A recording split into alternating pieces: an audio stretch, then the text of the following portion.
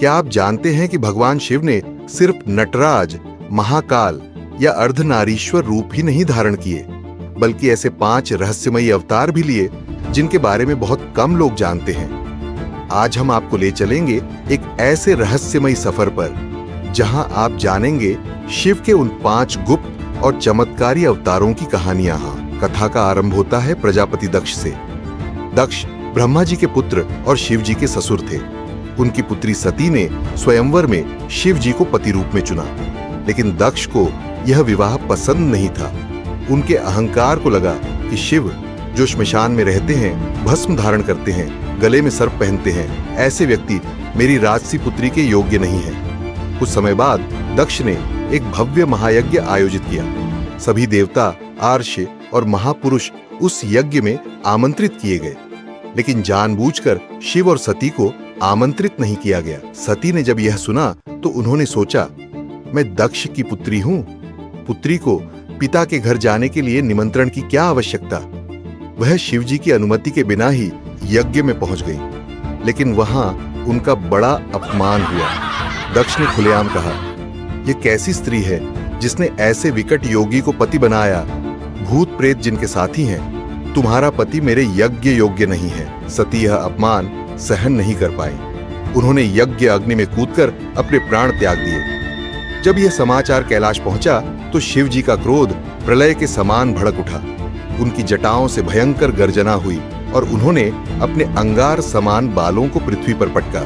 उसी क्षण अग्नि से प्रकट हुए वीरभद्र, शिव का प्रचंड और भयावह अवतार।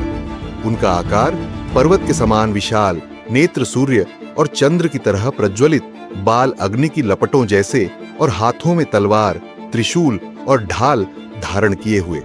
शिव ने वीरभद्र को आदेश दिया, जाओ दक्ष का यज्ञ नष्ट कर दो और उस अहंकारी को दंड दो। वीरभद्र अपने गणों की विशाल सेना लेकर यज्ञ स्थल पर पहुंचे। जैसे ही वह वहां पहुंचे, भूकंप आया, आकाश में बिजली कड़की और सभी दिशाएं रक्तवर्ण हो गईं। देवता और ऋषि भयभीत हो उठे। वीरभद्र ने गरजकर घोषणा की, यह यज्ञ अब समाप्त है। यह दंभ, यह अहंकार अब और नहीं चलेगा। उन्होंने यज्ञ मंडप को ध्वस्त कर दिया। देवताओं की सेना ने रोकने की कोशिश की, लेकिन वीरभद्र ने उन्हें भी परास्त कर दिया। अंत में वीरभद्र ने दक्ष को पकड़ लिया। दक्ष भय से कांपने लगे और क्षमा मांगने लगे, लेकिन शिवजी के इस रूप में दया नहीं थी। वीरभद्र ने दक्ष का सिर काट दिया। दक्ष का यज्ञ पूर्ण रूप से नष्ट हो गया। चारों ओर भय और सन्नाटा छा गया। तब सभी देवता और आर्षि शिवजी के पास गए। उन्होंने विनती की, हे महादेव, यज्ञ अपूर्ण रह गया है। आप बिना यज्ञ के ब्रह्मांड का संतुलन बिगड़ जाएगा। कृपा करके दया करें। शिवजी करुणा के सागर हैं। उन्होंने कहा, ठीक है, यज्ञ पूर्ण होगा, दक्ष जीवित होंगे, परंतु अपने अहंकार के बिना। शिवजी ने दक्ष के धड़ पर बकरे का सिर लगाकर उन्हें पुनर्जीवित किया। तब से दक्ष को बकरा मुखी दक्ष कहा जाने लगा। अब वह अहंकार रहित होकर शिव की भक्ति करने लगे। वीरभद्र केवल क्रोध का प्रतीक नहीं है, बल्कि न्याय और धर्म की रक्षा का भी प्रतीक है। वे यह सिखाते हैं कि जब अपमान असहनीय हो जाए तो अधर्म का विनाश आवश्यक है, और अंततः शिव ही करुणा और संतुलन के प्रतीक हैं। तो ये थी कथा महादेव के प्रचंड वीरभद्र अवतार की, जहां शिवजी ने अपने प्रकोप से अधर्म और अहंकार का नाश किया। लेकिन यह तो बस शुरुआत है। कहते हैं कि समय से बड़ा कोई नहीं, लेकिन शिवजी का एक ऐसे अवतार है जिनके सामने स्वयं काल भी नतमस्तक हो जाता है। वो अवतार है काल भैरव। आइए जानते हैं इस रहस्यमयी अवतार की अद्भुत कथा। पुराणों के अनुसार एक बार ब्रह्मा, विष्णु और महेश में यह विवाद हुआ कि सृष्टि का पालन करता और सबसे बड़ा देव कौन है। ब्रह्मा जी का कहना था कि वे ही सृष्टि के रचयिता हैं, इसलिए वे सबसे बड़े हैं। लेकिन उनका अहंकार इतना बढ़ गया कि वे अपने ही 5वें सिर से लगातार घमंड से बातें करने लगे। शिव जी ने ब्रह्मा का यह घमंड देखा। सृष्टि में संतुलन बिगड़ रहा था। तभी शिव जी ने एक भयंकर रूप धारण किया। वो रूप था भैरव का, जिसे काल भैरव कहा जाता है। कहते हैं कि जब ब्रह्मा का अहंकार चरम पर पहुंचा तो काल भैरव प्रकट हुए। उनका रूप अत्यंत भयानक था। गले में खोपड़ियों की माला, हाथों में त्रिशूल और खड्ग, शरीर पर रौद्र तेज और आंखों से प्रचंड अग्नि निकल रही थी। भैरव ने बिना देर किए ब्रह्मा के 5वें सिर को धड़ से अलग कर दिया। यह वार ब्रह्मा के अहंकार पर प्रहार था। तभी से ब्रह्मा के केवल 4 ही सिर माने जाते हैं, लेकिन ब्रह्मा का सिर काटना ब्रह्म हत्या का पाप माना गया। इस कारण काल भैरव को कठोर दंड भुगतना पड़ा। वे एक भिक्षुक भिक्षाटन रूप में पूरे ब्रह्मांड में भटकते रहे। उनके हाथ में ब्रह्मा का कटा हुआ सिर खप्पर अर्थात खोपड़ी का पात्र बनकर चिपका रहा। कहा जाता है कि जब तक उस पाप का प्रायश्चित नहीं हुआ तब तक वह सिर उनके हाथ से अलग नहीं हुआ। भैरव इसी कारण भिक्षाटन मूर्ति कहलाए। भैरव इस पाप से मुक्त होने के लिए जगह जगह घूमते रहे। आखिरकार जब वे वाराणसी काशी पहुंचे तभी उनका पाप समाप्त हुआ। ब्रह्मा का सिर उनके हाथ से गिर पड़ा और वे मुक्त हो गए। तभी से काशी में काल भैरव को नगरपाल कहा जाने लगा, मतलब काशी के रक्षक, समय और न्याय के देवता। भैरव का स्वरूप रहस्यमयी और भयावह होते हुए भी भक्तों के लिए कृपालु है। उन्हें दंड नायक कहा जाता है, यानी पापियों को दंड देने वाले। वे समय काल को नियंत्रित करते हैं। माना जाता है कि बिना भैरव की अनुमति के कोई भी काशी में रह नहीं सकता। भक्त जब काशी जाते हैं तो पहले काल भैरव मंदिर में दर्शन करते हैं। कहा जाता है कि उनके दर्शन किए बिना वाराणसी की यात्रा अधूरी रहती है। भैरव को विशेष रूप से तंत्र साधना और गुप्त विद्याओं का देवता माना जाता है। कहा जाता है कि जो साधक रात्रि में भैरव की उपासना करता है उसे अपार सिद्धियां मिलती हैं। उनकी पूजा में विशेष रूप से मदिरा, भोग और अर्पण की परंपरा है, लेकिन साथ ही सच्चे भक्तों के लिए भैरव अति करुणामयी और रक्षक भी हैं। मार्गशीर्ष मास की कृष्ण पक्ष की अष्टमी को काल भैरव जयंती मनाई जाती है। इस दिन भक्त व्रत और उपवास रखते हैं और भैरव की पूजा करने से सभी प्रकार के भय और बंधन दूर हो जाते हैं। आज भी लोग मानते हैं कि काल भैरव न्यायाधीश देवता हैं। उनसे कुछ भी छुपाया नहीं जा सकता। पुलिस या अदालत से पहले भी लोग कहते हैं कि भैरव ही सच्चे गवाह हैं। तो ये थी कथा काल भैरव अवतार की, जहां शिवजी ने सृष्टि में संतुलन बनाए रखने के लिए स्वयं समय के स्वामी बनकर जन्म लिया। वे अहंकार का नाश करने वाले, न्याय देने वाले और भक्तों के रक्षक हैं। और यही कारण है कि वाराणसी को आज भी महाकाल भैरव की नगरी कहा जाता है। अब आइए जानते हैं शिवजी का तीसरा रहस्यमयी और अद्वितीय अवतार अर्धनारीश्वर, जो यह दर्शाता है कि स्त्री और पुरुष मिलकर ही संपूर्णता बनाते हैं। पुराणों के अनुसार एक समय ब्रह्मा जी ने शिवजी से कहा, प्रभु, सृष्टि की उत्पत्ति तो मैं करता हूं, लेकिन आपकी बिना सहयोग के यह कार्य अधूरा है, क्योंकि अकेले पुरुष से सृष्टि का विस्तार नहीं हो सकता। इसके लिए नारी तत्व का भी होना आवश्यक है। यह सुनकर शिवजी मुस्कुराए और उन्होंने दिखाया कि उनके भीतर ही स्त्री और पुरुष दोनों तत्व विद्यमान हैं। तभी उन्होंने आधा शरीर पार्वती जी को दे दिया और प्रकट हुआ अद्भुत रूप अर्धनारीश्वर। अर्धनारीश्वर का स्वरूप बड़ा ही अद्भुत और रहस्यमय है। शरीर का दाहिना भाग शिव का है, गले में सर्प, जटा से बहती गंगा, त्रिशूल और डमरू। शरीर का बायां भाग पार्वती का है, सुगंधित केश, आभूषण, कमल और सौंदर्य का तेज। इस रूप में शिव यह सिद्ध करते हैं कि नारी और पुरुष दोनों एक दूसरे के पूरक हैं, विरोधी नहीं। कथाओं में आता है कि एक बार कुछ आराष्य केवल पुरुष को ही सर्वोच्च मानते थे। वे स्त्री को गौण समझते थे। तब शिवजी ने उनके अहंकार को तोड़ने के लिए अर्धनारीश्वर का रूप प्रकट किया।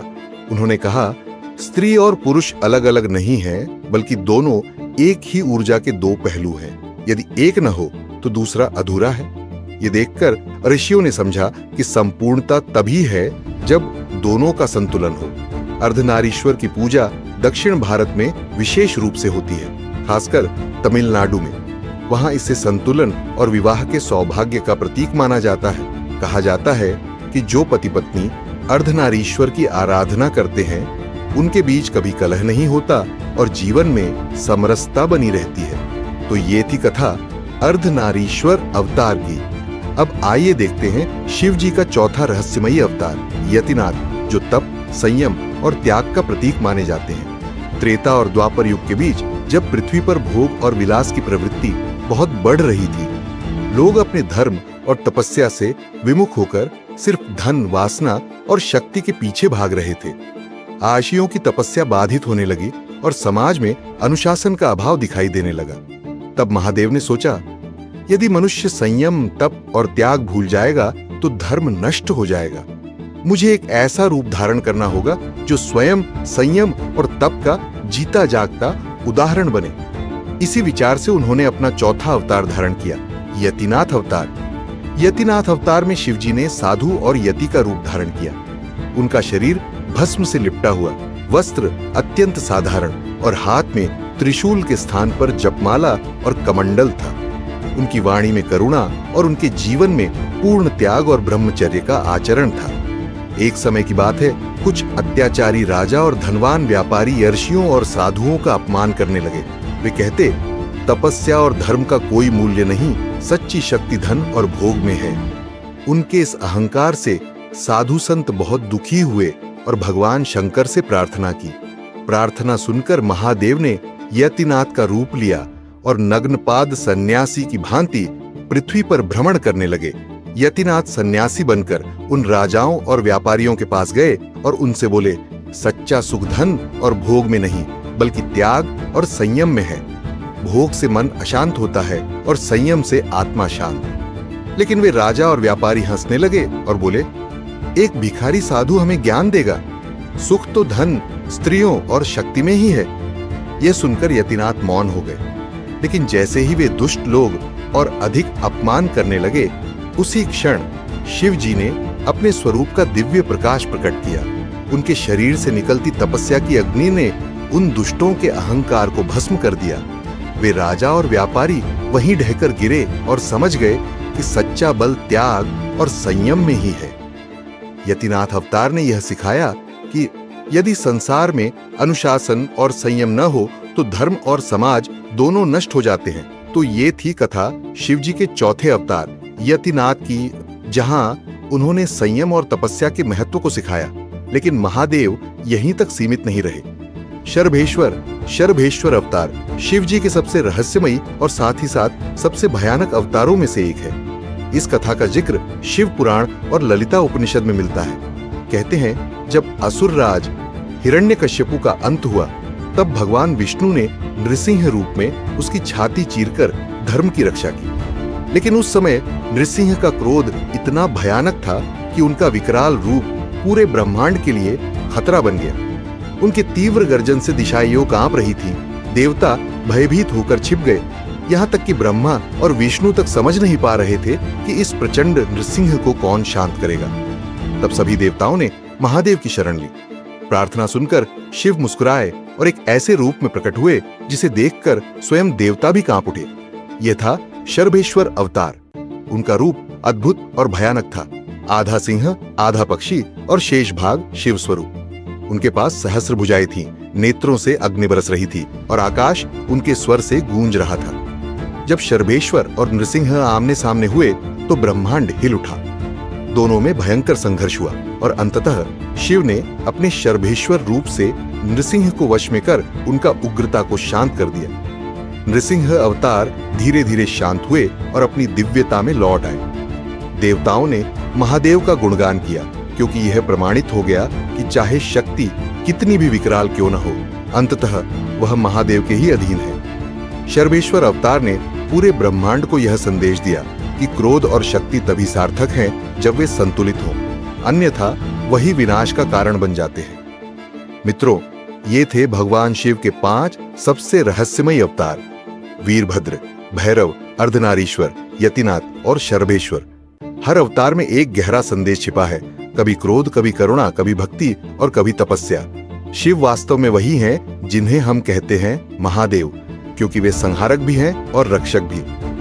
अगर आपको यह रहस्यमयी कथा पसंद आई हो तो चैनल को लाइक, शेयर और सब्सक्राइब करना न भूलें। अगले वीडियो में हम और भी गहराई से भारतीय संस्कृति और रहस्यों को जानेंगे।